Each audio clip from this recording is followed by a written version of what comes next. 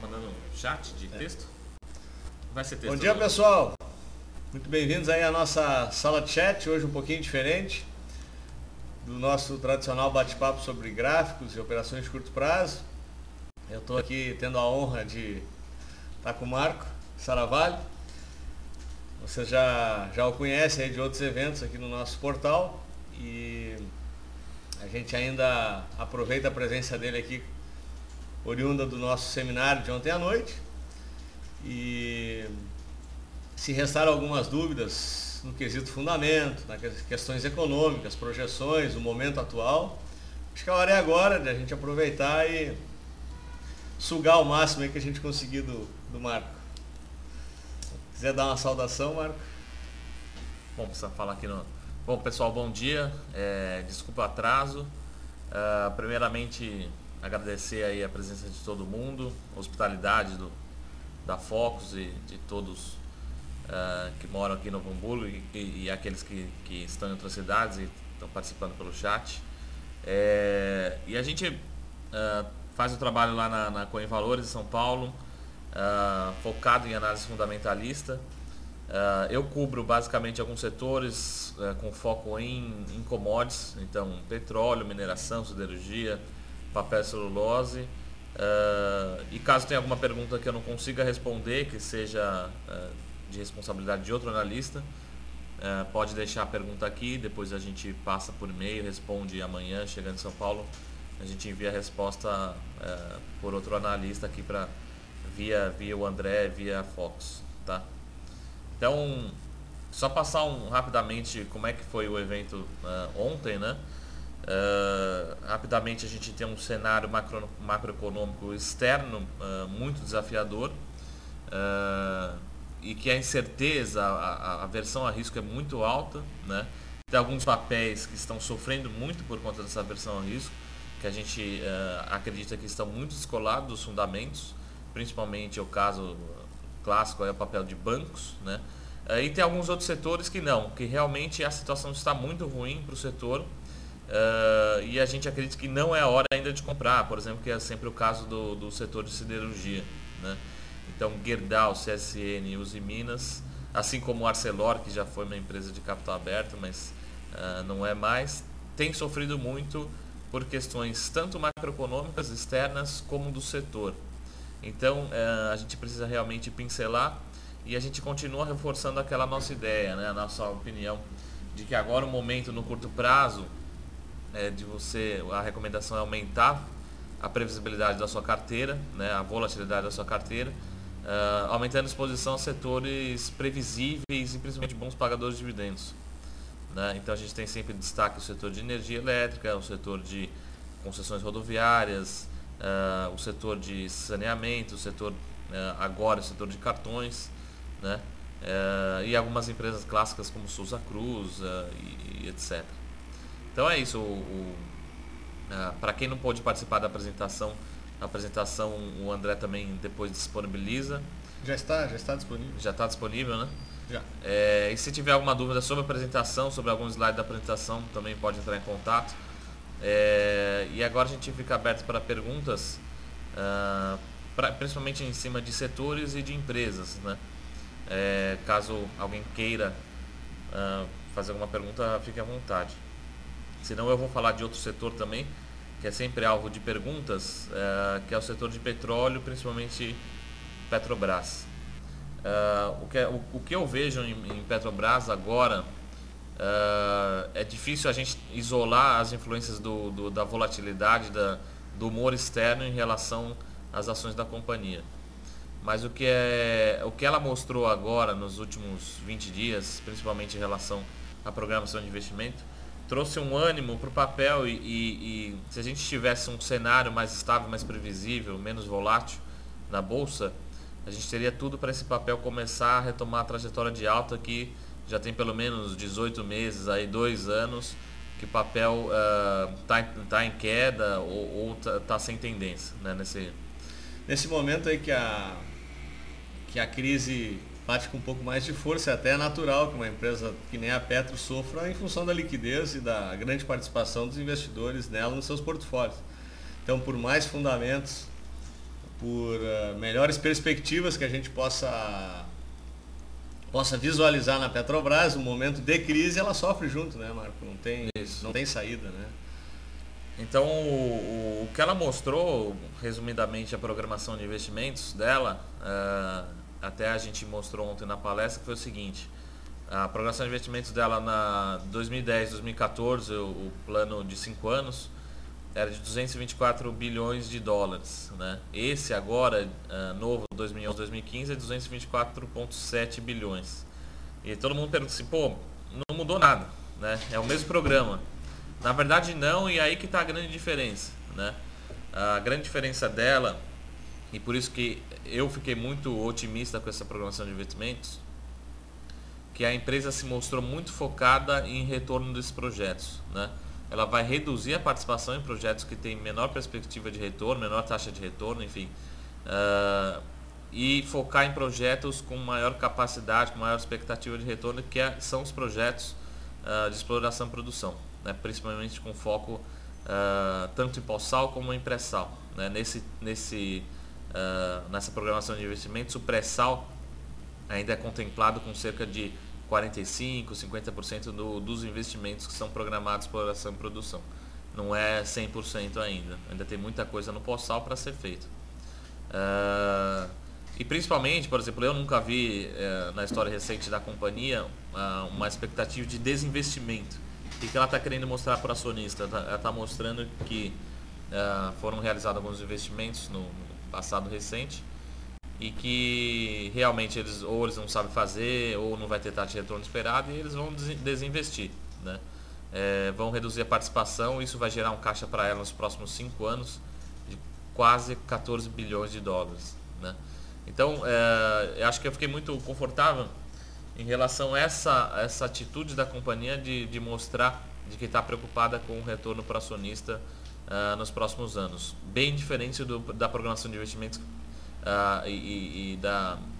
do conteúdo que foi realizado em 2010, né? Acho que a abertura foi muito boa nesse ano, e se a gente tivesse, lógico, um cenário externo pelo menos mais estável, a gente teria uma Petro retomando a trajetória de alta no segundo semestre. Então, para o curto prazo, a gente tem uma recomendação, ou recomenda uma exposição abaixo do que tem o índice, né? Assim são nossas carteiras recomendadas, mas a gente não tem recomendação de venda, muito pelo contrário. A gente tem uma recomendação de compra, mas no curto prazo a gente não vê esse papel andando mais forte do que o índice, infelizmente. Tem uma pergunta aqui, quer que eu vá além das perguntas? Deixa eu só fazer um comentário, um parênteses aqui, em relação à abertura do mercado. A gente está com um gráfico do índice futuro aqui na nossa tela. Pela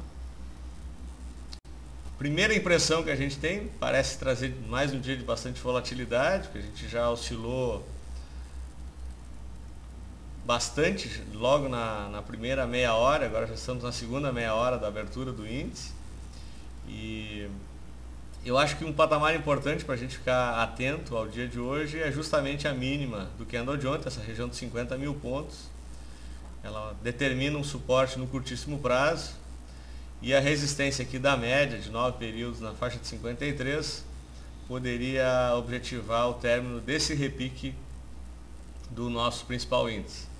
Então, nesse momento agora, estamos operando em leve queda, contrário às principais bolsas mundiais, que também volatilizaram, né? O índice americano na abertura do dia estava positivo, caiu bastante, agora esboça uma leve recuperação. A Europa já em queda novamente. Mas a bolsa brasileira parece estar se segurando bem, né, Marco? Contrário até ao cenário internacional nos últimos dias. Claro que talvez motivado pelo exagero do pregão de segunda-feira, né? Não tinha motivos fundamentais para uma queda daquela magnitude. Não sei se tu concorda comigo. Isso, até tem uma pergunta aqui, eu acho que a gente pode complementar ela. Estava olhando o setor de celulose, e me parece que sobre o aspecto de cotação sobre o valor patrimonial por ação, ou PVPA, e PL, né, o preço-lucro, percebi que a dívida da empresa é por volta de 60%. que isso interfere nas análises de PVPA e PL, né? Então é justamente isso, a gente começa a ver empresas e setores principalmente que estão muito descolados dos seus fundamentos. O que a gente tentou passar ontem é que mais cedo, isso é sempre análise, estudos de economistas, analistas, qual a velocidade de precificação do fundamento. Alguns fundamentos são precificados de uma forma no curto prazo, outros no médio prazo, outros no longo prazo, mas o fundamento acaba prevalecendo. E realmente algumas empresas já estão sendo negociadas abaixo do valor patrimonial, né? Eu acho que grande parte até do nosso índice está sendo negociado abaixo do valor patrimonial. Tem 27 empresas já. Do índice. Então a gente está falando aí de pelo menos 1/3 do índice sendo negociado abaixo do valor patrimonial. O caso também, se não me falha a memória, né, mas são as 3 principais empresas de papel celulose, Klabin, Suzano e Fibria. No caso da Fibria, acho que é a mais descontada em relação ao patrimônio. Mas é isso que a pergunta foi feita, né? Em relação à dívida. Essas empresas elas estão muito endividadas e pode ter impacto sim nesse múltiplo.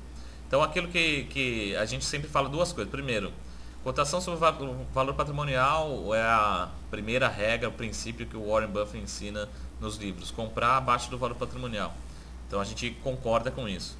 Mas segundo, você olhar simplesmente esse múltiplo e os múltiplos isoladamente, eles podem dizer muito pouco ou nada sobre uma avaliação de uma empresa. Então no caso assim do setor de celulose, como eles são endividados, como aconteceu aqui no caso da Fibria, no passado recente, ela teve que vender ativos. Quando você vende ativos, você diminui o seu ativo de um lado, do balanço, e no outro lado você diminui o patrimônio. Então, esse patrimônio também vai ser ajustado e aí essa cotação sobre valor patrimonial vai subir, né, já que seu patrimônio vai diminuir. Então, tem que tomar muito cuidado. Eu acho que é exagero as ações do setor de celulose estarem sendo precificadas dessa forma, né? Mas realmente eu concordo com a opinião de que a gente tem 2 cenários para eles. Primeiro, são empresas muito endividadas, né?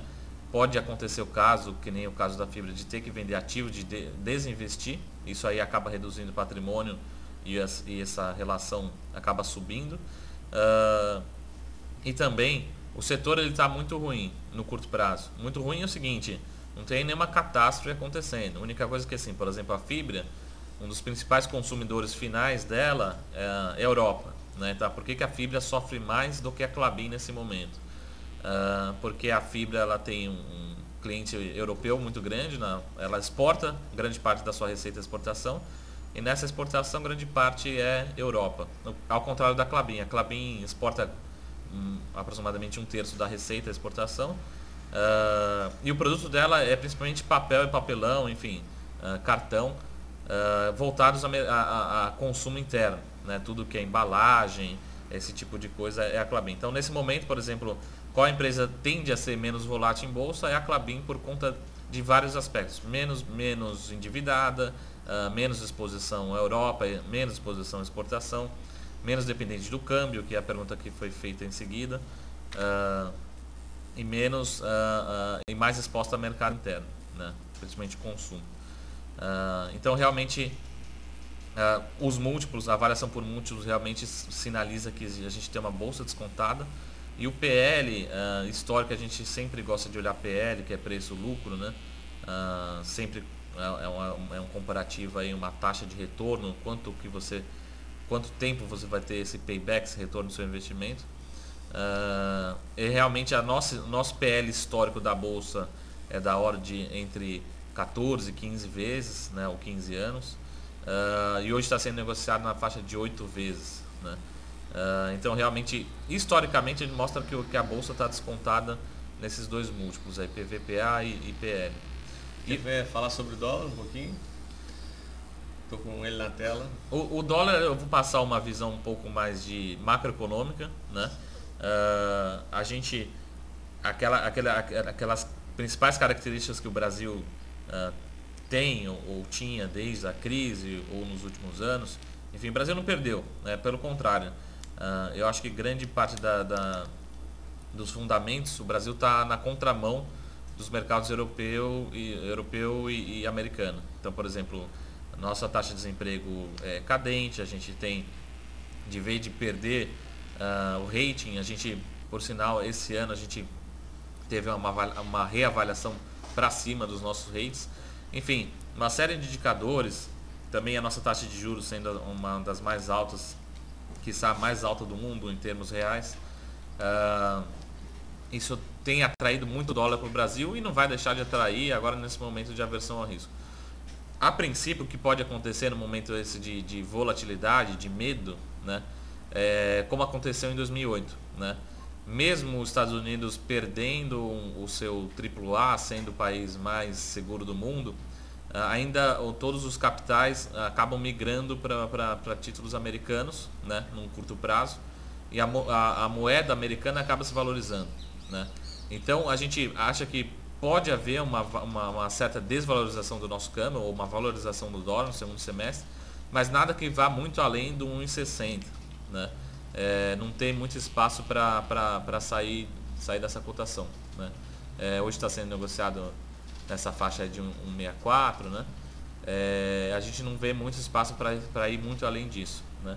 Acho que normalizando o cenário macroeconômico, a tendência é que ele possa se apreciar ainda mais, já que a gente tem entrada de recursos esperados no Brasil, tanto para portfólio como principalmente para renda fixa, né?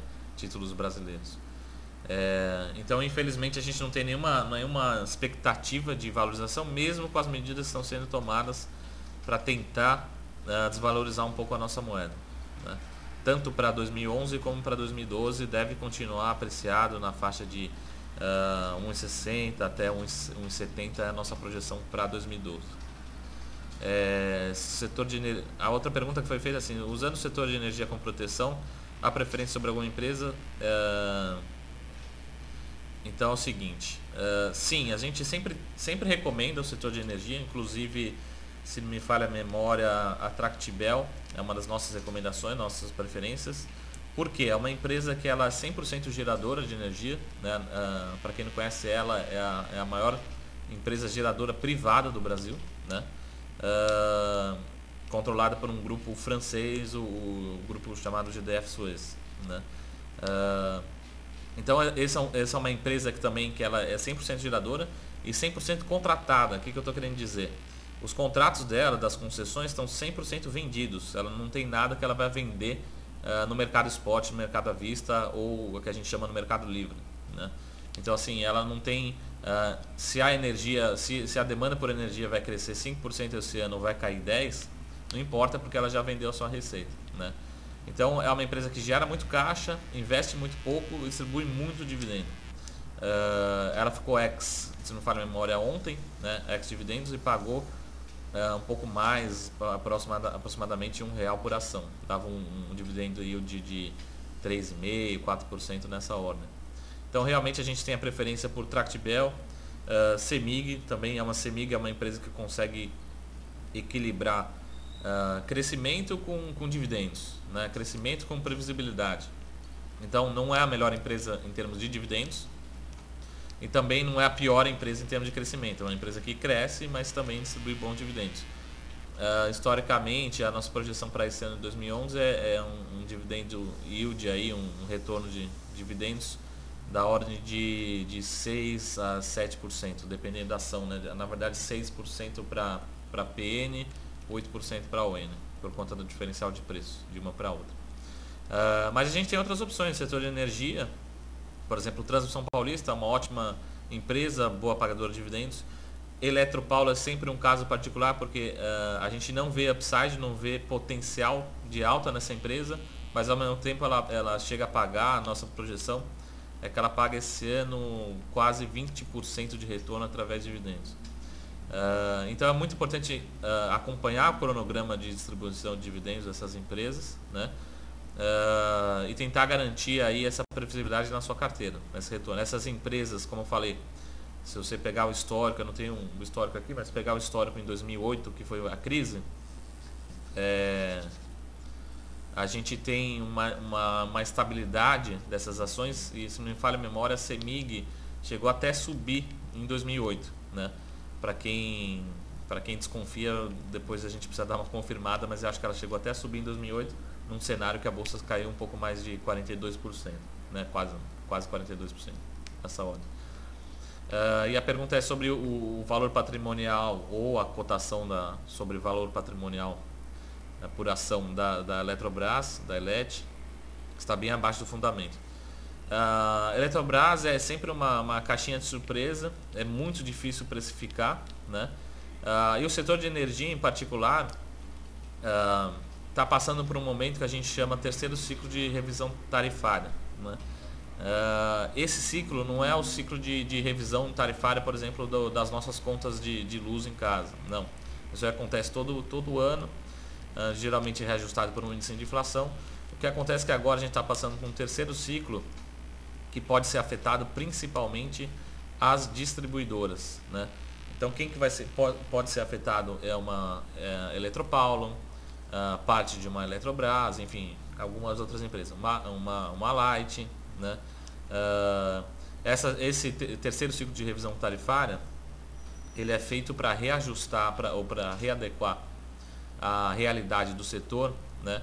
E as margens das empresas em relação ao novo cenário econômico do que está passando o país. Então, por exemplo, se daqui a 5 anos nosso risco país tiver exageradamente 1000 pontos, vou chutar um número aqui, nosso custo de captação vai ser muito mais alto.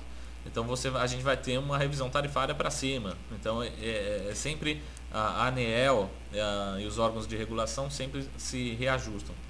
Outra coisa que é muito polêmica no setor, que está passando agora, é sobre a revisão e a renovação das concessões de energia, né? As renovações, grande parte delas vão vencer em 2015, né? E eu sempre falo o seguinte: muita atenção, a gente vai refazer uma avaliação da CESP, né? A CESP tem tudo para ganhar as manchetes de dos jornais no segundo semestre, porque essa empresa, dependendo do modelo que ela for, como ela tem uma concessão muito antiga, grande parte dos ativos dela já está depreciado. Então, o que vier de preço para concessão, para renovação das concessões para ela, mesmo que seja baixo, lógico, a gente tem um piso de valor, mas mesmo que seja baixo, o papel pode ser que ande, e se renovar as concessões da CESP, pode ser que destrave também o projeto de privatização dela, né, que já é um assunto que não é de hoje. Então, no caso da Eletrobras, realmente é um fator histórico, né? A gente tem ingerência política, incerteza sobre renovação de concessões, terceiro ciclo de revisão tarifária, que é uma empresa que historicamente é negociada abaixo do valor patrimonial. Não é um caso de empresa que a gente espera que haja recuperação em relação a esse múltiplo. Tá? Só fazer um parênteses aqui, estou com um gráfico aqui do índice futuro na tela. Reparem que a gente virou bem já o índice, chegou a operar quase 1% de alta já na abertura, mostrando ainda bastante volatilidade. Mas eu até coloquei a linha marcando aqui a máxima de ontem, que se for rompida, existe uma grande possibilidade de vir testar a média aqui nos 53.200 pontos. Então a gente ainda caminhando no sentido contrário, finalmente, né, Marco? Vínhamos sofrendo mais do que o resto do mundo, a Bolsa brasileira caindo a níveis de Grécia, que, sob o ponto de vista de fundamento econômico, não faz o menor sentido. Um país literalmente quebrado, tendo a sua Bolsa no mesmo nível de queda que a brasileira. Então, nesse momento, eu acho que estamos simplesmente corrigindo uma distorção. Temos mais uma questão aqui do Jaisonati. Quero comprar ações para longo prazo. Ele pergunta se é melhor procurar as empresas que pagam bons dividendos ou seria melhor comprar empresas baratas pelo PVPA, né? Aquilo, reforçando, a múltiplo é uma avaliação muito boa, mas ao mesmo tempo muito superficial, muito simples, né? Ele isoladamente não quer dizer muita coisa. Então eu acho que você tem que fazer uma avaliação e somar o PVPA no seu modelo aí, nos seus quesitos para fazer a compra. Então talvez aquilo que eu falei para você, talvez o caso no setor de elétrica, você tem uma empresa extremamente descontada, mas que não vai precificar, não vai subir para o valor patrimonial, no caso da Eletrobras. Mas eu acho que a gente tem que entender o seguinte: quando você está olhando para o longo prazo, você tem que entender o seu perfil, né?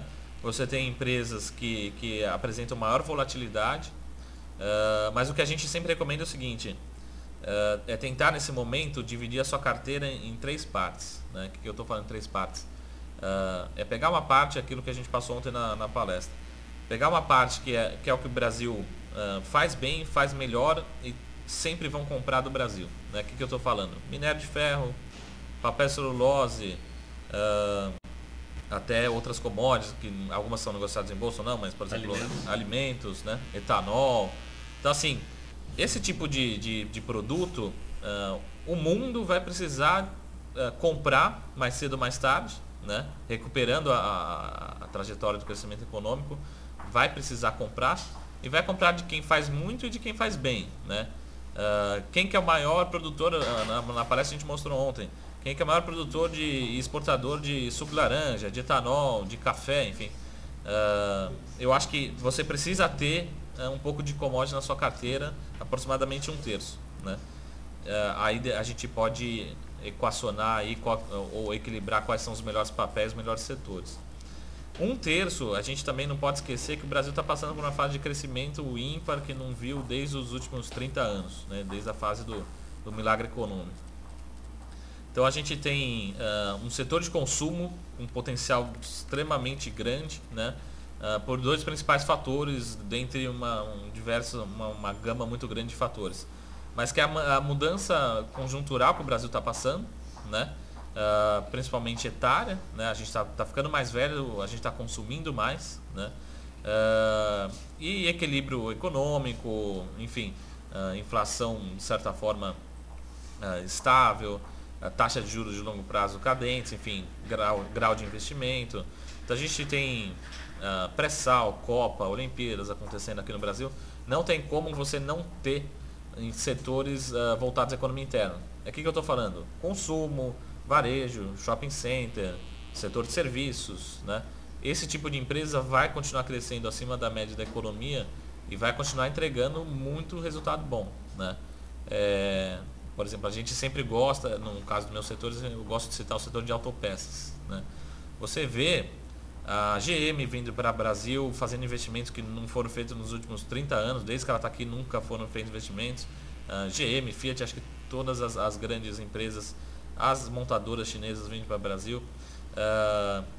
Enfim, quem pode se beneficiar? É uma empresa pequena que pode dobrar de tamanho, triplicar de tamanho nos próximos 4, 5 anos, né? Um exemplo é um caso de empresa, é a Alto Metal, que é uma empresa que recentemente abriu capital, que está com muito caixa e vai se beneficiar desse cenário de fornecer para as montadoras, né? Então eu estou falando de Alto Metal, Randon, Marco Polo, uma Lojas Renner, uma Odontoprev, uma Kremer, uma Múltiplos. Esse tipo de empresa voltada ao mercado interno, você tem que ter na sua carteira pelo menos 1/3 da sua carteira. E o outro terço, a parte final da sua carteira, aí sim eu acho que você tem que ter um pouco de previsibilidade, um pouco de dividendos, né?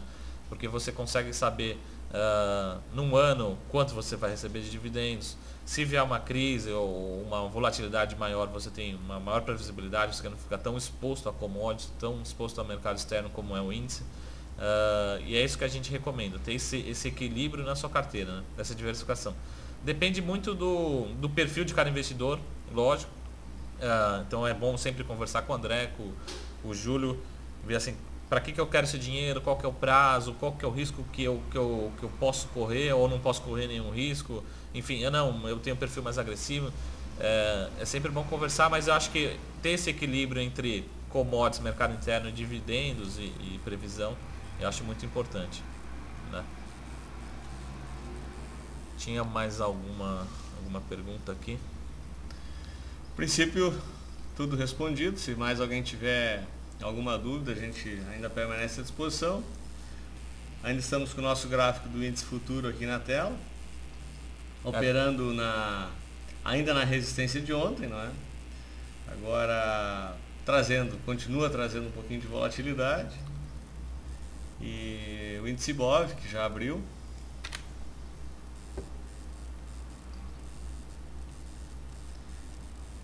também já bastante próximo de atingirmos a mesma resistência em linha com o índice futuro.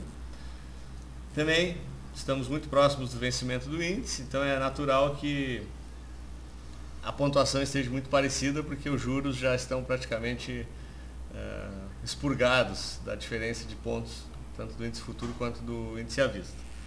Então, na faixa de 53,200 é uma resistência importante agora no curto prazo.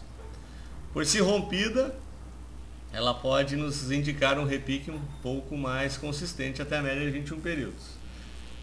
Por enquanto, apenas corrigindo aquela distorção dessa barra elefante aqui, de 8% da segunda-feira.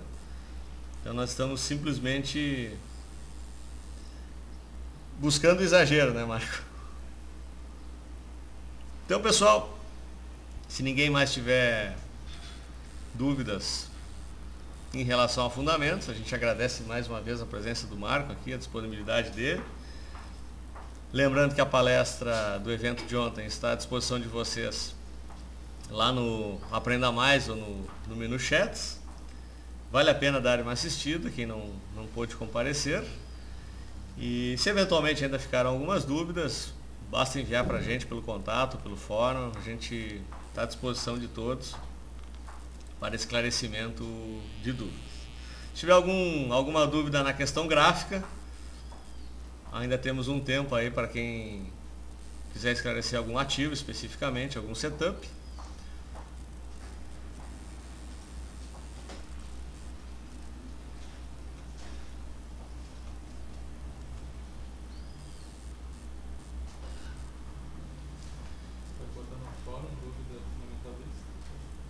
Então acho que é isso, né, pessoal? Agradeço a presença de todos.